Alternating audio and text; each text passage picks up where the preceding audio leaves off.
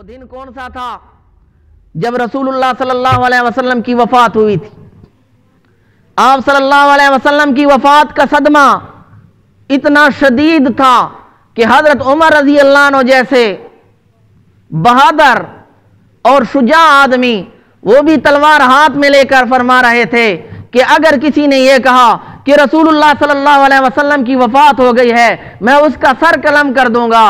आप सल्लल्लाहु अलैहि वसल्लम की वफात नहीं हुई, बल्कि आप सल्लल्लाहु अलैहि वसल्लम अल्लाह ताला से मुलाकात के लिए तशरीफ ले गए हैं।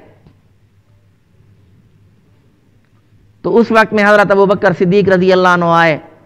हजरत अबू बकर सिद्दीक रजी अल्लाह अन्हु ने लोगों को हटाया, जाकर आप सल्लल्लाहु अलैहि वसल्लम की पेशानी मुबारक को का बोसा लिया। उस वक्त हजरत अबू बकर सिद्दीक रजी अल्लाह अन्हु ने यह खुतबा दिया था, मन कान याबुद मुहम्मदन फ़इन्न मुहम्मदन क़द माता, कि जो शख्स मोहम्मद सल्लल्लाहु अलैहि वसल्लम की इबादत करता था तो मोहम्मद सल्लल्लाहु अलैहि वसल्लम पे मौत आ गई है।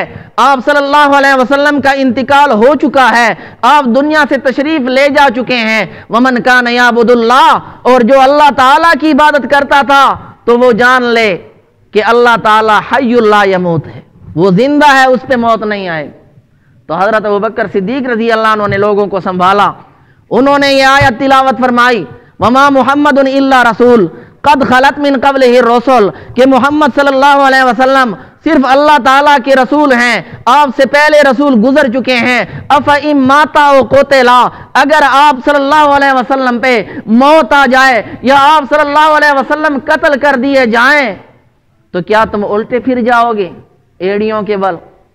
तो हजरत अबू बकर सिद्दीक रजी अल्लाह अन्हु ने उम्मत को संभाला था।